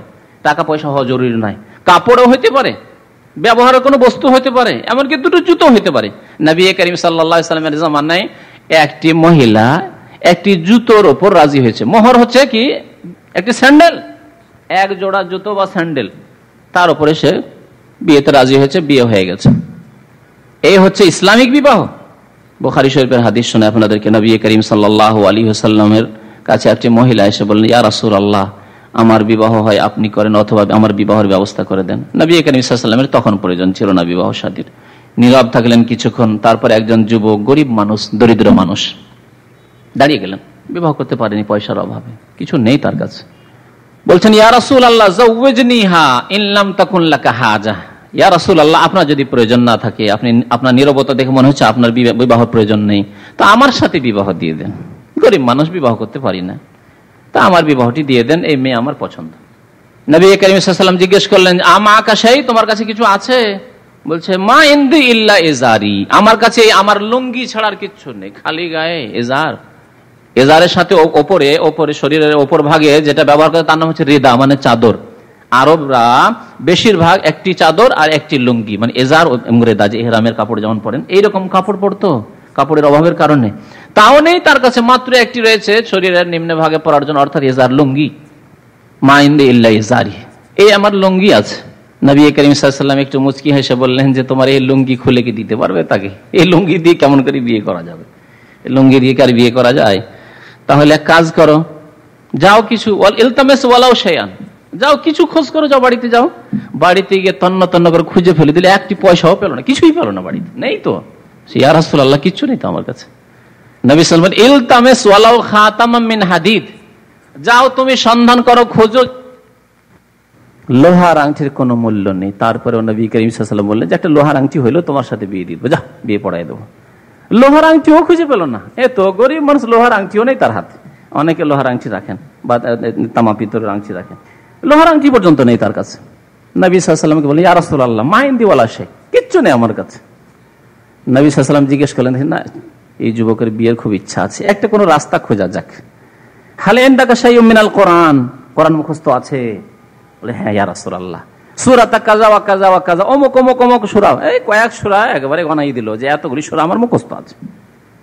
নবী সাল্লাল্লাহু আলাইহি ওয়াসাল্লাম, কাজ হয়েছে, ঠিক আছে, যাও, ফাকাদ যাওয়াজতুকাহা বিমা মাকা মিনাল কোরআন, তোমার কাছে যে কোরআন আছে, এই কোরআন যে তোমার বুকে আছে, মুখস্থ আছে, কোরআন কিছু হেফজ রেখেছো, মুখস্থ রেখেছো, এর পরিবর্তে তোমার বিবাহ দিয়ে দিলাম। অন্য হাদিসে রয়েছে, যাও ফাআল্লিমহা, ওকে কয়েকটি সূরা শিখিয়ে দাও। এই সূরার তালিম দেওয়া, শিক্ষা দেওয়া হচ্ছে তোমার মোহর। এটা নয় যে কোরআনের শুধু সম্মানে বিয়ে দেওয়া হলো, বরং সেটি হচ্ছে মোহর। এই যে কোরআন শিক্ষা দিলে তার তো কিছু বিনিময় পাওয়া উচিত ছিল, সে বিনিময় না নিয়ে এটি হচ্ছে মোহর। তার কোরআন শিখিয়ে দেওয়াই তার মোহর, এটি বিনিময়, মোহরের বিকল্প। নবী করিম সাল্লাল্লাহু আলাইহি ওয়াসাল্লাম এই কথা বললেন না। কিছু কিছু আলেমরা, আমাদের দেশের মজাবপন্থী আলেমরা বলে কি, যে মোহরটাকে একটু বিলম্বে মোহরে মুআজ্জাল রাখা হলো, এখানে ধার মোহর রাখা হইলো, আর কোরআনের মান সম্মান মর্যাদাকে সামনে রেখে তার বিবাহ দিয়ে দেওয়া হলো। তাহলে তো নবী করিম সাল্লাল্লাহু আলাইহি ওয়াসাল্লাম বলতেন এই কথা যে, ঠিক আছে বাবা, তোমার কাছে কোরআন মুখস্থ আছে, সেই জন্য তোমার মর্যাদাকে খেয়াল রেখে বা কোরআনের মর্যাদাকে খেয়াল রেখে বিয়ে দিয়ে দিলাম, আর পরে তুমি কিছু না কিছু মোহর দিয়ে দিও। এই কথা তো বললেন না নবী করিম সাল্লাল্লাহু আলাইহি ওয়াসাল্লাম। তাহলে বোঝা যাচ্ছে যে কোরআন শিক্ষাকেও মোহর বানানো যেতে পারে, টাকা নয়, পয়সা নয়, কিচ্ছু নয়। তাহলে মোহরের ক্ষেত্রে যে কোনো রকমের মোহর হইতে পারে, কিছু হলেই হলো। বেশি হওয়ার ক্ষেত্রেও না, কোনো লিমিটেশন নেই। এই ক্ষেত্রে যত ওপর ইত্তিফাক হয়ে যেতে পারে।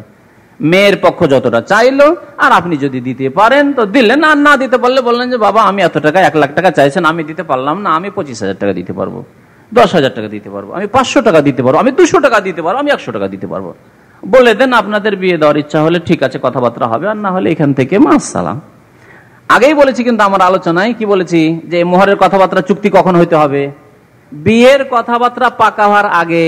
যে আচ্ছা ঠিক আছে, বিয়ের তো কথাবার্তা হচ্ছে, মেয়ে পছন্দ, ছেলেও পছন্দ, তাহলে মোহর কতটা হবে তখনই ফয়সালা করে নিতে হয়। বিয়ের মজলিসে বরযাত্রীদেরকে বসিয়ে টানা হেঁচড়া করবেন না, না, ওইসব জায়েজ নাই, বিদাতি তরিকা।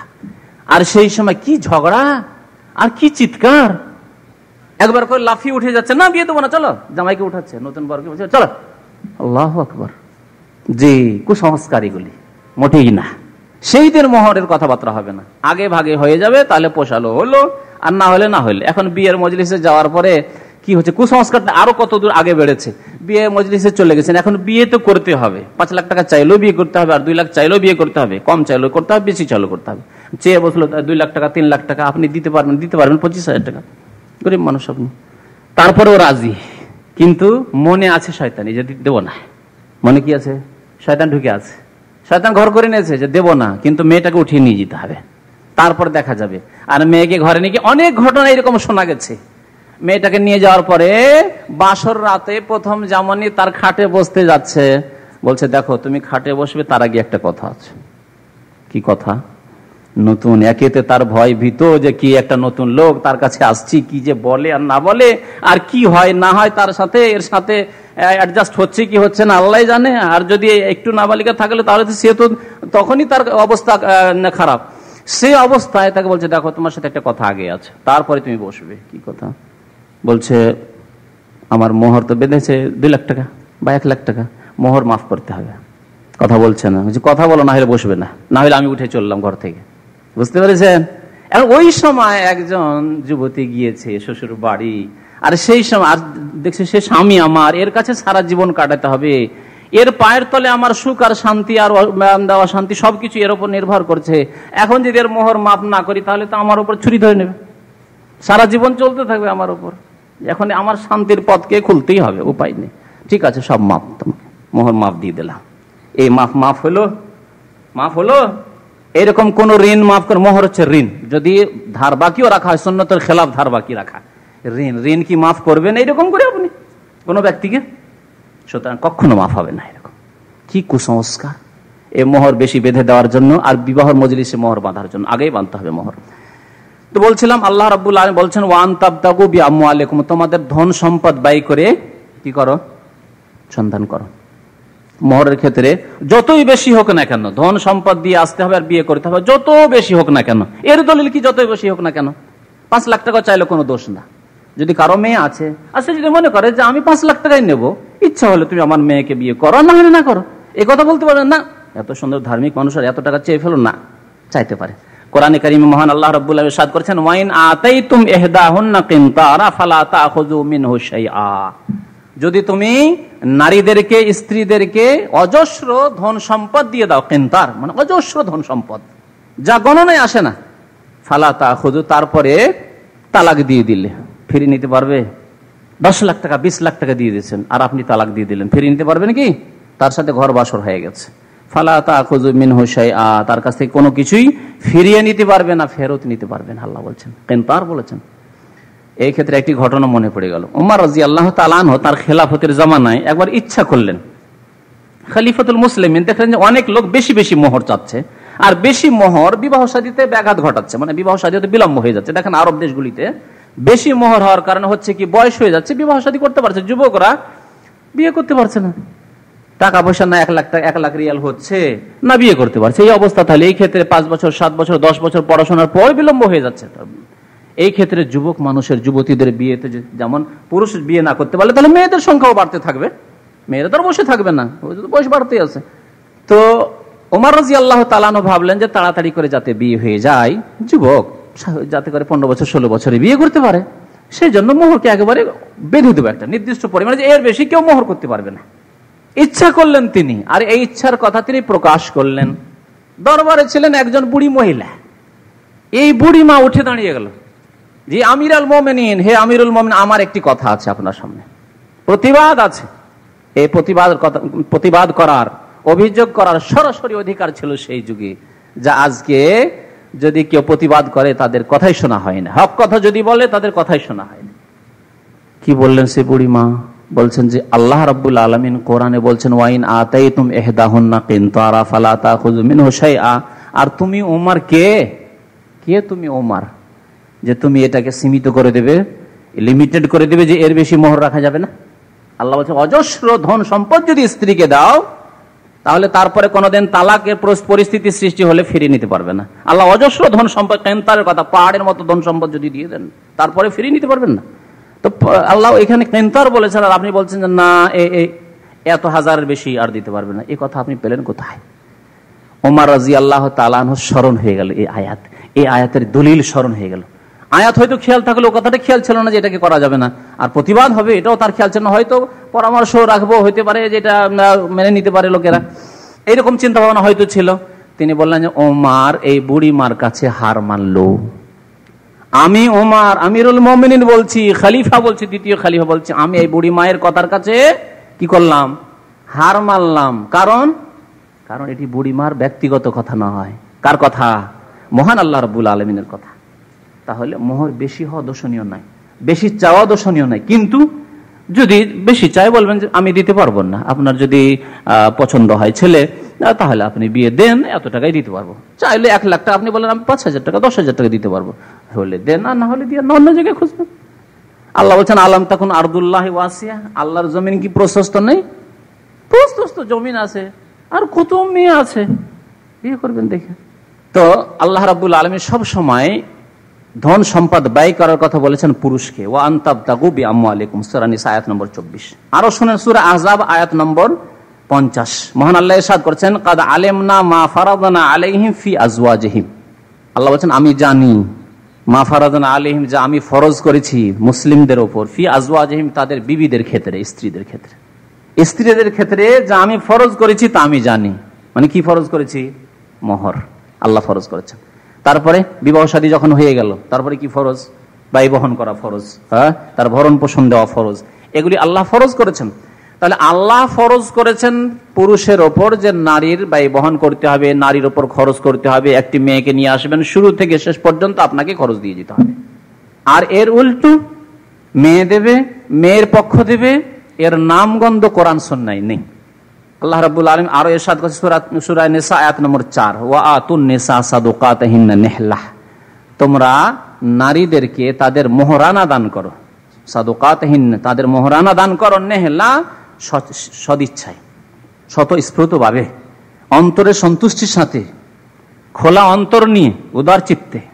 ওয়া আতুন নিসা সাদুকাতিহিন্না নিহলা, তাহলে তাদেরকে মোহর দিয়ে আসতে হবে, মোহর দিয়ে বিয়ে করতে হবে। যা কিছু তাদের পক্ষ থেকে ডিমান্ড হবে, মোহর ছাড়াও চাইতে পারে।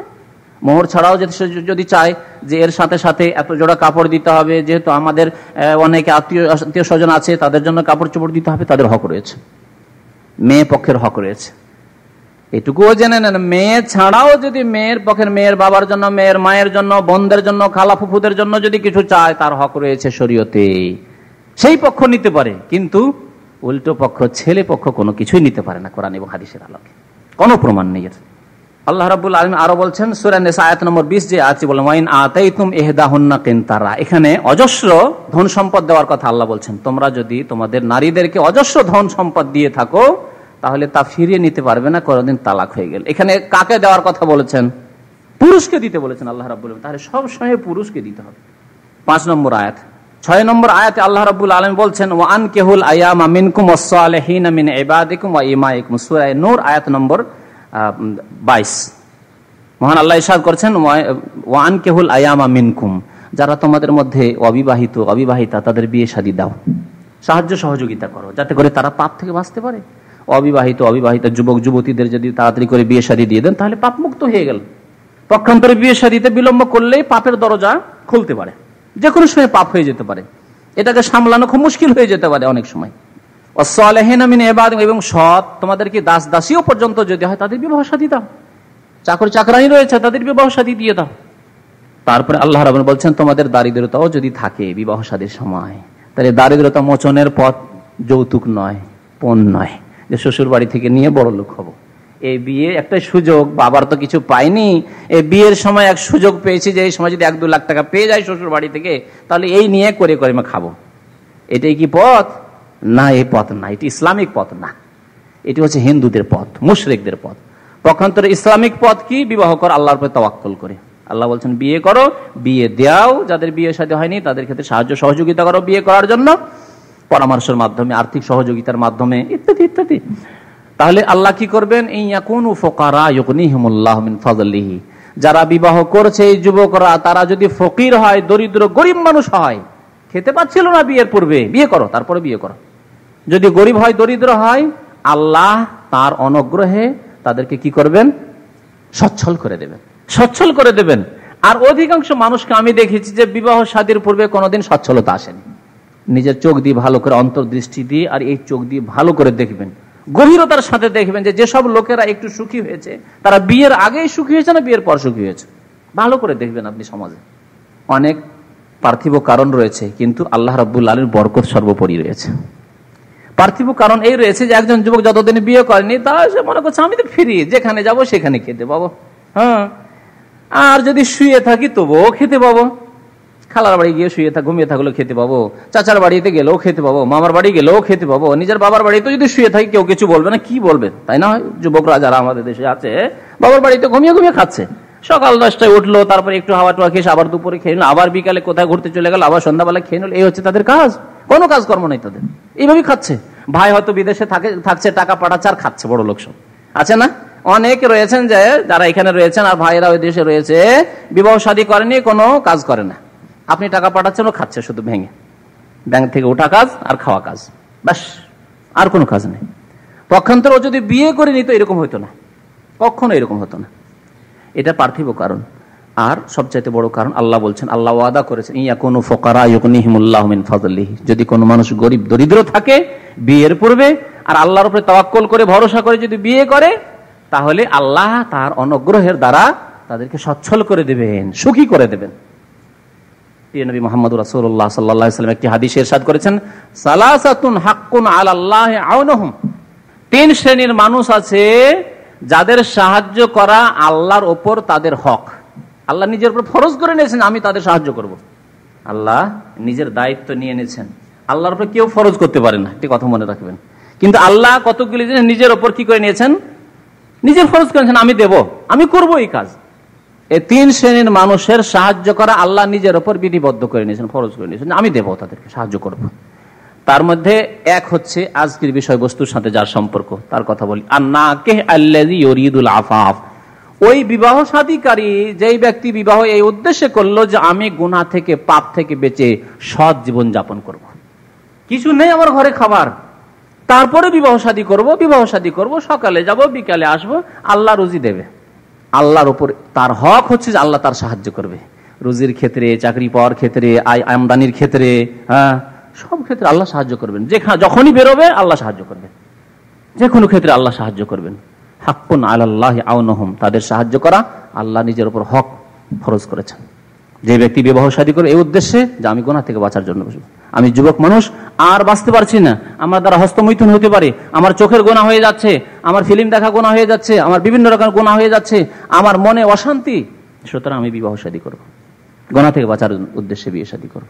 আরো উদ্দেশ্য রয়েছে, ইসলামিক উদ্দেশ্য, সৎ সন্তান জন্মানো, সেটা আসল উদ্দেশ্য, কিন্তু গুনাহ থেকে বাঁচা হচ্ছে একটি বড় উদ্দেশ্য বিবাহ।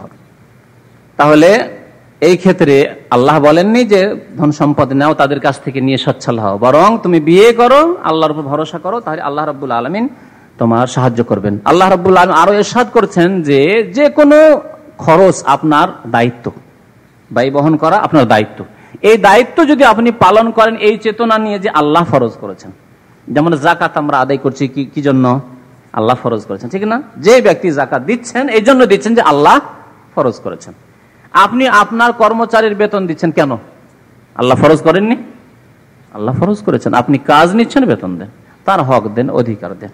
নবী করিম সাল্লাল্লাহু আলাইহি ওয়াসাল্লাম ইরশাদ করেছেন এই ক্ষেত্রে, আতুল আজির আজরা ক্বাবলা আন ইয়াজি ফারাক, ইবনে মাজার হাদিস, তোমার মজুরকে, তোমার কর্মচারীকে তার পারিশ্রমিক দিয়ে দাও তার ঘাম শুকাবার পূর্বে। এই হচ্ছে নবী করিম সাল্লাল্লাহু আলাইহি ওয়াসাল্লামের আদেশ। সুতরাং এই নিয়ত নিয়ে, এই অন্তর নিয়ে যদি আপনি তার পেমেন্ট করেন যে এটি আমার উপর ফরজ দায়িত্ব, আল্লাহর আদেশ পালন করছি, নেকি, এর মাধ্যমে নেকি পাচ্ছেন, অথচ আপনার দুনিয়ার ব্যবসার কাজ চলছে, হ্যাঁ, পার্থিব কাজ নিচ্ছেন, অথচ নেকি পাচ্ছে না। তো আল্লাহ রাব্বুল এই খরচের ক্ষেত্রে যেমন একজন মানুষ বিয়ে করলো, তার স্ত্রীর ব্যয় বহন করবে, মোহরের টাকা দিল, তার উপহার গিফট দিল, তার বাড়ির ব্যবস্থা, বাসার ব্যবস্থা করলো, তার ভরণ পোষণের দায়িত্ব নিল, তার খরচ সুন্দরভাবে দিচ্ছে, ছেলে মেয়েদের খরচা দিচ্ছে বা দেওয়ার জন্য মন মানসিকতা রয়েছে, ছেলে মেয়ে হয়তো হয়নি। আল্লাহ রাব্বুল আলামিন এই ক্ষেত্রে ইরশাদ করছেন যে কোনো ব্যয় বহন তোমার জন্য জরুরি সেটি যখন করবে, ওমা আনফাকতুম মিন শাই, যা কিছু তুমি খরচ করবে, ব্যয় করবে, ফাহুয়া ইউখলিফুহু, আল্লাহ রাব্বুল আলামিন তার প্রতিদান দেবেন তোমাকে, তার বদলা আল্লাহ দেবেন, উত্তম প্রতিদান। যা খরচ করে দিলেন আল্লাহ উত্তম প্রতিদান দেবেন। কি নিয়তে খরচ করলেন? আল্লাহ ফরজ করেছেন আমাকে মোহর দেওয়া, আল্লাহ ফরজ করেছেন বিয়ে করা, সুতরাং বিয়ে করার ক্ষেত্রে খরচ খরচা করতে হবে। আল্লাহ ফরজ করেছেন আমার ব্যয় বহন করা বিভিন্ন ক্ষেত্রে, মাতা পিতার ব্যয় বহন, সে ব্যয় বহন ফরজ। যেই ক্ষেত্রে বৃদ্ধ মাতা পিতা তাদের আয় উপার্জনের কোনো উৎস নেই, সুতরাং এই ক্ষেত্রে আল্লাহ রাব্বুল ফরজ করেছেন ফাহুয়া ইউখলিফুহু, আল্লাহ তার উত্তম প্রতিদান দান করবেন, সেটা নষ্ট হবে না এবং সেটা বাড়বে, বর্ধিত হবে। ওয়াহুয়া খায়রুর রাজিকিন, এবং সেই আল্লাহ উত্তম রিজিক দাতা। সূরা সাবা আয়াত নম্বর 39। আল্লাহ রাব্বুল আলামিন আরো একটি আয়াতে 8 নম্বর আয়াত বলি, সেই আয়াতে আল্লাহ রাব্বুল আলামিন পুরুষকে খরচ করার কথা বলেছেন, লিয়ুনফিক যু সাআতিন মিন সাআতিহি, তোমাদের যেই ব্যক্তির খরচ করার ক্ষমতা রয়েছে, অর্থাৎ পুরুষ, আল্লাহ এখানে বুঝিয়েছেন পুরুষকে। সূরা তালাক আয়াত নম্বর 7 আল্লাহ রাব্বুল আলামিন ইরশাদ করেছেন, লিয়ুনফিক যু সাআতিন মিন সাআতিহি, স্বামী বা পুরুষ যার খরচ করার ক্ষমতা রয়েছে, তার আয় উপার্জনের ক্ষমতা রয়েছে। আর প্রাচীন যুগ থেকে, এমনকি জাহিলিয়াতের যুগ থেকে তারা জানতো যে মহিলা আয় উপার্জন করে না, তাদেরকে করতে হয় না। জাহিলিয়াতের যুগে কোনো এইরকম একটি দৃষ্টান্ত পাবেন না যে মহিলারা আয় উপার্জন করতে ব্যবসা বাণিজ্য যেত। ব্যবসা বাণিজ্য করতো না মক্কার লোকেরা? রেহলাতা শীতায় ওয়াসাইফ, শীতকালে যেত তারা ইয়ামানে, আর গ্রীষ্মকালে যেত শাম দেশে, সিরিয়া, জর্ডান, ফিলিস্তিনে যেত। কিন্তু তাদের কোনো মহিলা ব্যবসা করতে যেত কি না, পুরুষরা। সুতরাং মহিলাদেরকে চাকরি করতে যেতে হবে, মহিলাদেরকে বিদেশে যেতে হবে। অনেক মহিলা, আমাদের কাছে ইসলামিক সেন্টারে খবর আসে অনেক সময়, এই খাদেমা কি জন্য এসেছে এখানে চাকরি করার জন্য, তার আরো 3-4টি বোন আছে, এই বোনগুলির বিবাহ দিতে পারছে না, বিদেশে না আসলে তারও বিয়ে হচ্ছে না, আর বোনগুলিরও বিয়ে হচ্ছে না, আর তার কোনো ভাই নেই হয়তো আয় উপার্জন করার মতো, চলে এসছে খাদেমা হয়ে যে এখানে এসে কিছু কাজকর্ম করব, টাকা পয়সা নিয়ে গিয়ে বোনগুলির বিয়ে দেব। এই জুলম, এর কি জবাব দেবে যে মহিলাদেরকে কাজ করতে বাধ্য করে দিলে? এই যৌতুক হিন্দুদের প্রথা, মুসলিমদের প্রথা, মুসলিমরা নিজের ঘরে নিয়ে এসে। আল্লাহ বলছেন যে যার ব্যয় বহন করার ক্ষমতা রয়েছে, অর্থাৎ স্বামী, সেই ব্যক্তি খরচ করবে। সূরা তালাক। আল্লাহ রাব্বুল আলামিন হালাল হারামের ক্ষেত্রে ইরশাদ করছেন, ইয়া আইয়ুহাল্লাযীনা আমানু লা তাকুলু আমওয়ালাকুম বাইনাকুম বিল বাতিল ইল্লা আন তাকুনা তিজারাতান আন তারাদিম মিনকুম ওয়া লা তাকতুলু আনফুসাকুম ইন্নাল্লাহা কানা বিকুম রাহিমা। হে মানুষ, হে মুসলিম, ইয়া আইয়ুহাল্লাযীনা আমানু লা তাকুলু আমওয়ালাকুম, তোমরা তোমাদের ধন সম্পদ একে অন্যের ধন সম্পদ বাতিল পন্থায়, অবৈধ পন্থায়, হারাম তরিকায় ভক্ষণ করবে না। আল্লাহর কথা ব্যাপক। বাতিল পন্থায়, সুদ খাওয়া, ঘুষ খাওয়া, যৌতুক, কারো চুরি করে নেওয়া, ডাকাতি করে নেওয়া, ছিনতাই করে নেওয়া, অসন্তুষ্ট, সে খেতে দিতে চায় না, আপনি খেয়ে নিলেন, সে হয়তো পাক শাক করে রেখে গেছে তার খাবার, সে আরেকবার এসে খাবে, আপনি তার রুমে থাকেন, খেয়ে ফেললেন, ইত্যাদি ইত্যাদি, সমস্ত কি শামিল। আল্লাহ বলছেন, লা তাকুলু আমওয়ালাকুম বাইনাকুম, তোমরা একে অপরের ধন সম্পদ ভক্ষণ করবে না, বিল বাতিল, বাতিল পন্থায়। তাহলে হালাল পন্থায় খেতে হবে। যতক্ষণ সন্তুষ্টি না পাওয়া যাবে ততক্ষণ কেউ কারো ধন সম্পদ, টাকা পয়সা ভক্ষণ করবে না। এই যে পণ প্রথা, কোন সময় সন্তুষ্টির সাথে নয়, বাধ্য। যেমন বললাম, সামাজিকতা ছেড়ে দিলেন হয়তো, কিন্তু দিতে হবে, না দিলে উপায় নেই। আমার মেয়ে শান্তি পাবে না, সবচেয়ে বড় কথা, আমার মেয়ে সেখানে গিয়ে শান্তি পাবে না। তারপরে চাপ দিয়ে, চাপ ডাইরেক্ট হোক অথবা ইনডাইরেক্ট হোক, অথবা জানা আছে যে ওই বাড়িতে আরো ছেলেদের বিয়ে হয়েছে, না দিলে সেখানে গিয়ে আমার মেয়ে কোনো স্থানই পাবে না, কোনো স্থান পাবে না। ভালো ভালো নামাজি ঘরে আমাদের দেশে মেয়ে যখন গিয়েছে, কি নিয়ে এলে তোমার বাবার বাড়ি থেকে, জিজ্ঞাসা। এখন যদি একটি নতুন বউ গেল শ্বশুর বাড়িতে, আর তাকে যদি যেই সে এসে জিজ্ঞেস করে, সবাই গ্রামের জিজ্ঞেস করবে, আত্মীয় স্বজন তো আছেই, হ্যাঁ তোমার বাবা কি দিল, কি দিয়ে পাঠালো, হ্যাঁ, কি অবস্থা হতে পারে তার, কোথায় তার মান সম্মান সেখানে। আর স্বামীর ঘরেই যে কি হবে, স্বামী যদি লোভী হয় তো সেখানে গিয়ে যে কি হবে আল্লাহ পাক জানে।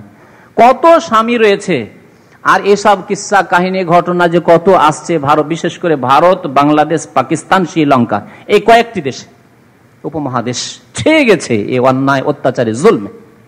স্ত্রীর গায়ে আগুন লাগিয়ে দিল, তেল কেরোসিন দিয়ে পেট্রোল দিয়ে আগুন লাগিয়ে দিল। আগুন লাগিয়ে দেওয়ার পরে বলল যে জ্বলে গেছে, গ্যাসে পুড়ে গেছে, গ্যাসে আগুন লেগেছিল, তোমার মেয়ে জ্বলে গেছে। আল্লাহ।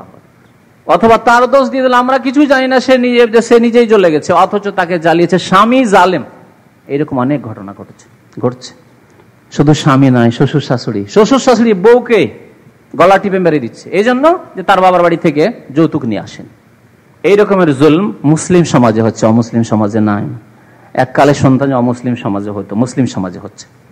তো আল্লাহ রাব্বুল আলামিন বাতিল পন্থায় একে অন্যের ধন সম্পদ ভক্ষণ করবে তা হারাম করেছেন। আর যৌতুক নেওয়া হচ্ছে বাতিল পন্থায় অন্যের ধন সম্পদ ভক্ষণ, সুতরাং তা হারাম। আল্লাহ রাব্বুল আলামিন আরো ইরশাদ করেছেন সূরা নিসা আয়াত নম্বর 20-এ, ওয়ালা তাকুলু আমওয়ালাহুম ইলা আমওয়ালিকুম, তোমরা অন্যদের ধন সম্পদ তোমাদের ধন সম্পদের সাথে মিশ্রিত করে খেও না। ইন্নাহু কানা হুবান কাবীরা, এটি হচ্ছে চরম অপরাধ, বড় গুনাহ। হুবান কাবীরা মানে বড় গুনাহ, কাবীরা গুনাহ, জামবান কাবীরা। তো কাবীরা গুনাহ হচ্ছে যে নিজের ধন সম্পদের সাথে অন্যের ধন সম্পদ কিছু মিক্সচার করে নিলেন, যেইভাবে হোক না কেন। যৌতুকের টাকা, নিজের টাকা পয়সা ছিল বা ছিল না, যা কিছু হোক না কেন, যৌতুকের টাকা নিয়ে এসে আপনি ব্যবসা শুরু করলেন, ব্যবসা থেকে ইনকাম করেছেন, কিন্তু ওই যৌতুকের টাকা হারাম উৎস থেকে, বা কিছু পয়সা নিজের ছিল আর কিছু শ্বশুর বাড়ি থেকে যৌতুক পেলেন হারাম, আর ওইটা নিয়ে আসার পরে আল্লাহ বলছেন ওয়ালা তাকুলু আমওয়ালাহুম ইলা আমওয়ালিকুম, তাদের ধন সম্পদ আর তোমাদের ধন সম্পদকে সংমিশ্রণ করে একসাথে একাকার করে খেও না। এটি হচ্ছে কাবিরা গুনাহ। আল্লাহ রাব্বুল আলামিন যেমন ইয়াতিমদের ধন সম্পদের কথা বলেছেন, ইন্নাল্লাযীনা ইয়াকুলুনা আমওয়ালাল ইয়াতামা যুলমা, এখানে আল্লাহ জুলমের কথা বলেছেন। সে ইয়াতিম হোক আর ইয়াতিম নাই হোক, যেখানে জুলম করে অত্যাচার করে কারো ধন সম্পদ ভক্ষণ করা হবে, ইন্নামা ইয়াকুলুনা ফি বুতুনিহিম নারা, সে টাকা পয়সা অন্যের ধন সম্পদ ভক্ষণ করে খেলো না, বরং জাহান্নামের আগুন, পেটে আগুন ভক্ষণ করলো। ওয়াসায়াসলাউনা সাইরা, সুতরাং এরাই যাবে জাহান্নামে। তো আল্লাহ রাব্বুল আলামিনের এই 10টিরও বেশি আয়াত আপনাদেরকে শোনালাম। সেসব আয়াত থেকে স্পষ্ট হলো যে ব্যয় বহনের দায়িত্ব হচ্ছে পুরুষের। আর এই ক্ষেত্রে মেয়ে পক্ষের বাড়ি থেকে, তাদের পক্ষ থেকে যা কিছু নেবে, চেয়ে নেবে সরাসরি অথবা সরাসরি নয়, পরোক্ষভাবে, যে কোনো ভাবে হোক না কেন, অথবা সমাজের চাপে, পরিবেশের চাপে দিতে হলো, মেয়ে আমার শান্তিতে থাকবে না সেই জন্য দিতে হলো, আর এগুলি হচ্ছে এই কয়েক রকমেরই হচ্ছে। সুতরাং এই সমস্ত হারাম, এই পথকে বন্ধ করুন। আর এই পথে শান্তি নেই, অশান্তির শেষ নেই। সময় যথেষ্ট হয়ে গেছে, সেজন্য হাদিস সময় থাকলে শেষ দিকে শোনাবো। এই ক্ষেত্রে একটি হাদিস শুধু শোনাই, হারাম খেয়ে মরলে কি হয়। নবী করিম সাল্লাল্লাহু আলাইহি ওয়াসাল্লাম ইরশাদ করেছেন যে লা ইয়াদখুলুল জান্নাতা, জান্নাতে প্রবেশ করবে না ওই ব্যক্তি, নাবাতা লাহমুহু মিনাস সুহত, যার গোশত তৈরি হয়েছে, গোশত মাংস বেড়েছে, রক্ত বেড়েছে, মিনাস সুহত, হারাম খেয়ে। সুতরাং যেই ব্যক্তি এই পণ নিয়ে, যৌতুক নিয়ে তার গোশত মাংস বাড়ালো, ব্যবসা বাণিজ্য বাড়ালো, রুজি রোজগার তার উপর নির্ভর করলো, সেই ব্যক্তি জান্নাতে যেতে পারবে না, বাধা প্রাপ্ত হবে, মনে রাখবেন। নবী মুহাম্মদ রাসূলুল্লাহ সাল্লাল্লাহু আলাইহি ওয়াসাল্লাম আরো ইরশাদ করেছেন একটি লোকের কথা, যে লোকটি অত্যন্ত কাকুতি মিনতি আর খুব কাঁদাকাটি করে আল্লাহ রাব্বুল আলামিনের দরবারে দোয়া করছে, আর বলছে ইয়া রব্বে, হে আল্লাহ করে খুব দোয়া করছে। নবী আকরাম সাল্লাল্লাহু আলাইহি ওয়াসাল্লাম ইরশাদ করেছেন কিন্তু আছে, তার দোয়া তো করছে খুব কাঁদাকাটি করে, অনেক লোকে দেখা যায় মসজিদে খুব কেঁদে কেটে দোয়া করছে, কিন্তু ওয়া মাতআমুহু হারাম, যা খাচ্ছে হারাম, ওয়া মাশরাবুহু হারাম, যা পান করছে হারাম, যে পয়সা দিয়ে পান করছে, ওয়া মালবাসুহু হারাম, লেবাস পোশাক পরিচ্ছদ হচ্ছে হারাম, ওয়া গুযিয়া বিল হারাম, এক কথায় রুজি রোজগারের আয় উপার্জন সবকিছু এগুলি হচ্ছে হারাম। ফাআন্না ইউস্তাজাবু লিযালিকা, এই লোকটির দোয়া কি করেই কবুল হতে পারে? তাহলে দোয়াও কবুল হচ্ছে না, গোশত মাংস যাবে সব জাহান্নামে, যে হারাম খেয়ে তৈরি হলো, আর দোয়াও কবুল হলো না দুনিয়াতে। নবী মুহাম্মদ রাসূলুল্লাহ সাল্লাল্লাহু আলাইহি ওয়াসাল্লাম আরো ইরশাদ করেছেন, যদি কারো উপর কেউ জুলুম করে থাকে, এখন ধরুন অনেকে বিবাহ করে ফেলেছেন আর যৌতুকের এই প্রথায় আপনি লিপ্ত হয়েছেন, হারাম পয়সা নিয়েছেন শ্বশুর পক্ষের কাছে, মান কানা ইনদাহু মাজলামাতুন লিআখি, সহিহ বুখারীর হাদিস, যদি কোনো ভাইয়ের ওপর, মুসলিম ভাইয়ের উপর জুলম অত্যাচার করে থাকে, জুলম অত্যাচার করেছে ধন সম্পদ নিয়ে, যৌতুক নিয়ে, পণ নিয়ে, ফালিয়াতাহাল্লাল মিনহুল ইয়াউম, তাহলে আজকেই যেন তার কাছ থেকে ক্ষমা নিয়ে নেই বা তার হক আদায় করে দেয়। তাহাল্লুল মানে হচ্ছে সেটা যদি ধন সম্পদের আকারে হয় সেটা ফিরিয়ে দিয়ে মাপ নিতে হবে, আর যদি ধন সম্পদের আকারে না হয়, অকথ্য গালি দিয়েছেন, তাহলে কি বলেন, তুমি গালি দাও, সেও মুখ খারাপ করবে না, মাপ নিতে হবে। গীবত করেছেন আপনি, মিথ্যা অপবাদ দিয়েছেন, তাহলে কি বলবেন আমার উপর মিথ্যা অপবাদ দিয়ে দাও, না আমারও গীবত করো, না মাফ নেবেন, হাত ধরে পা ধরে মাফ নিয়ে দেবেন, ভাই আমি ভুল করেছি। মেরেছেন, এই মারার ক্ষেত্রে প্রতিশোধের কথা রয়েছে, প্রতিশোধের জন্য আপনি পিঠ পেতে দেন, বল ভাই তুমি প্রতিশোধ নিয়ে নাও, সে যদি প্রতিশোধ না নিয়ে মাফ করে দেয় তো মাফ করে দেবে। ফালিয়াতাহাল্লাল মিনহুল ইয়াউম, আজকেই যেন তার কাছ থেকে মাফ নিয়ে নেই, ধন সম্পদ হলে ফেরত করে দেওয়ার মাধ্যমে, আর অন্য অন্য হক যদি হয় তাহলে মাফ নিয়ে নেওয়ার মাধ্যমে। কাবলা ইয়াকুনা ইয়াউমুন, সেই দিন আসার পূর্বে লা দিরহাম ওয়ালা দিনার, যেই দিন দিরহামও থাকবে না আর দিনারও থাকবে না, রিয়ালও থাকবে না, ডলারও থাকবে না, বাংলাদেশি টাকাও থাকবে না, কোনো কিছুই থাকবে না, সোনা দানাও থাকবে না, চাঁদিও থাকবে না। কাবলা ইয়াকুনা দিরহামুন ওয়ালা দিনার, সেই দিনের পূর্বে। সেই দিন তাহলে কি থাকবে? সেই দিন যে বদলা, দুনিয়াতে যদি মাফ না নেন, এই যৌতুক নিয়েছেন যদি ফেরত না করেন সেই শ্বশুর পক্ষকে, তাহলে কি হবে? ইনকান আলাহু হাসানাত, কাল কিয়ামতে যদি আপনি জামাই ধন সম্পদ নিয়েছেন, ওই যৌতুক নিয়েছেন, তাহলে কি ওখেজা মিন হাসানাতে সাহিবিহি, আপনার নেকিকে দিয়ে দেওয়া হবে, নেকি দেওয়া হবে। আর একটি হাদিসে রয়েছে, বরং তাকে বলা হবে যে খুজ মা শিত, তোমার যা ইচ্ছা তাই নিয়ে নাও, যতটা ইচ্ছা, যতটা নেকি তোমার ইচ্ছা ততটা নিয়ে নাও। নবী করিম সাল্লাল্লাহু আলাইহি ওয়াসাল্লাম বলছেন ফামা জান্নাকুম, সেই হাদিসটিতে বলছেন ফামা জান্নাকুম, তোমাদের কি ধারণা এর ক্ষেত্রে হতে পারে যে সে কি অল্প স্বল্প নেকি নিয়ে ছেড়ে দেবে, না সে পর্যাপ্ত পরিমাণে নেকি নিবে যাতে করে তার জান্নাতে যে তার বাধা না হয়, ঠিক কিনা? ধরেন আপনার শ্বশুর সাহেব, আপনি তার কাছে যৌতুক নিয়েছেন, সে এই জুলুমের শিকার হয়েছে, আপনার নেকি কাল কিয়ামতে আল্লাহ নেওয়ার জন্য অবাধ স্বাধীনতা দিয়ে দিবেন যে খোঁজ মাতা শাহ, যা কিছু তুমি নেওয়ার নিয়ে না এর নেকি থেকে। তখন সে দেখছে যে আমি যদি এর 100টা নেকি নিই বা 1000টা নিই, তো আমি জান্নাতে যেতে পারবো না, আমার তো গুনাহ বেশি থেকে যাবে। তাহলে সে কি করবে? যতটা তার প্রয়োজন সব নেকি উঠিয়ে নিয়ে যাবে আপনার, ঠিক কিনা? জি। ফামাজান্নাকুম, তোমার কি ধারণা সে অল্প স্বল্প নেকি নিয়ে ক্ষান্ত হবে না? তার মন খুশি যতটা নেওয়ার প্রয়োজন সব নিয়ে যাবে তোমার। যখন নেকি শেষ হয়ে গেল তখন কি করা হবে? আরো জুলুম করেছেন আপনি অনেক ক্ষেত্রে, তারা আসলো, সে মজলুমরা, নির্যাতিতরা আসলো, আসার পরে আল্লাহর কাছে দরখাস্ত করলো, তখন আল্লাহ বলবেন দেখো তার নেকি আছে কিনা, বলছে আল্লাহ তার নেকি শেষ, নেকির ভান্ডার শেষ, নেকি নেই, সব নেকি নিয়ে গেছে অন্যরা নিয়ে চলে গেছে। তাহলে কি করবে? ঠিক আছে তোমার গুনাহ আছে, বলছে আল্লাহ আমার গুনাহ আছে, আমি জাহান্নামে যাচ্ছিলাম, ঠিক আছে তোমার গুনাহগুলি করবে চাপিয়ে দাও আর তুমি জান্নাতে সোজা চলে যাও। এমনটা না হয় যে আপনার শ্বশুর সাহেব আপনার গুনাহ চাপিয়ে দিয়ে চলে যায় জান্নাতে আর আপনাকে জাহান্নামে চলে যেতে হয়। সুতরাং আল্লাহর রাস্তায় যারা এই হারাম কাজ করেছেন এখন উগলে দেন, হ্যাঁ ফেলে দেন, ফেরত করে দিয়ে আসেন। আমাদের এক ভাইয়ের ঘটনা জানি এখানে, যিনি ইসলামী সেন্টারে আসার আগে মোটরসাইকেল নিয়ে বিয়ে করে এসেছিলেন, তারপর ইসলামী সেন্টারে এসে যখন জানলেন যে যৌতুক হারাম, দেশে ছুটি গেলেন, ছুটি যাওয়ার পরে মোটরসাইকেল তো পুরাতন হয়ে গেছে। এক শ্রেণীর লোকেরা কেমন বেকুফের বেকুফ, বিদেশে আসে সে মোটরসাইকেল ব্যবহার করবে না, শ্বশুরের কাছে মোটরসাইকেল নিয়ে তার ভাইকে, তার চাচাতো ভাইকে, তার চাচাকে সবকে দিয়ে চলে আসলো মোটরসাইকেল ব্যবহার করো, আমার শ্বশুর বাড়ির মোটরসাইকেল ব্যবহার করো, আমার চাচা, চাচাতো ভাই, আমার ভাই। কত বেকুফের বেকুফ এক শ্রেণীর লোকেরা। আরেকজনের কথা জানি ওইরকমই করেছে, জিজ্ঞেস করলাম যে ভাই কিছু নিয়েছেন নাকি? আল্লাহু আকবার। আমি আশ্চর্য হয়ে গেলাম যে কিছু লোকেরা দাঁড়িয়ে আছে, তারপরও কেন এই রোগ দাঁড়িয়ে আছে। তারপর জিজ্ঞেস করলাম যে হ্যাঁ বিয়ে শাদী করে আজ কিছু নিয়েছেন? হ্যাঁ তারা মোটরসাইকেল দিয়েছে। আপনি কেন নিলেন? আমরা চাইনি তো কি হলো, আপনি কেন নিলেন মোটরসাইকেল? আপনি কি জবাব দেবেন কাল কিয়ামতে? সরাসরি তাকে বললাম, আপনি সে কি শখে দিয়েছে মোটরসাইকেল? আর তারপরে সে জানে, শ্বশুর জানে যে আপনি বিদেশ চলে যাচ্ছেন, সে কোনোদিনই সে শখে দেয়নি, সে বাধ্য হয়ে দিয়েছে। না দিলে আমার মেয়েটি সুখে থাকবে না। আপনার ভাইয়েরা মোটরসাইকেল ব্যবহার করবে আর সেই শ্বশুরের শখে মোটরসাইকেল দেওয়ার? জি। তো এই বেকুফি করবেন না। সেই ভাই কি করলেন? দেশে যাওয়ার পরে দেখেন মোটরসাইকেল তো পুরনো করে দিয়েছে আমার চাচারা, চাচাতো ভাইয়েরা, নিজের ভাইয়েরা, তখন মোটরসাইকেলও ফিরিয়ে দিয়ে চলে আসলেন। আর তারপরে বলেন মোটরসাইকেলের দামটা লাগিয়ে যতটা ঘাটতি হয়ে গেছে সেটাও ঘাটতি পূরণ দিচ্ছি, সমস্ত টাকা তিনি দিয়ে এসেছেন। বলুন আলহামদুলিল্লাহ। এইভাবে আল্লাহ অনেককে তওবা করার তৌফিক দান করেছেন। নবী সাল্লাল্লাহু আলাইহি ওয়াসাল্লাম বলেছেন আত-তাইব মিনাজ যামবি কামান লা যামবা লাহু, যে ব্যক্তি গুনাহ থেকে তওবা করলো তার যেন গুনাহ হয়নি। আপনি অন্যায় করেছেন, অপরাধ করেছেন, জানতেন না, হয়তো যৌতুক নিয়ে ফেলেছেন, পণ নিয়ে ফেলেছেন, এখন আপনার কাছে পথ আছে বেঁচে থাকতে, এক্ষুনি তাড়াতাড়ি টেলিফোন করুন আর বলুন যে শ্বশুর শাশুড়িকে বলুন যে আপনার যে টাকা নিয়েছে সেটি আমার উপর ঋণ রয়েছে, আমি ওসিয়ত করে দিচ্ছি, লিখিয়ে দিয়ে যাচ্ছি, বা আমার টাকা রয়েছে আমি চেক পাঠিয়ে দিচ্ছি, আপনি ওই টাকা নিয়ে নেন, দিয়ে দিলাম, মুক্ত হয়ে গেলাম আমি। তওবা করে নিলেন, আপনার তওবা আল্লাহর দরবারে কবুল হয়ে গেল।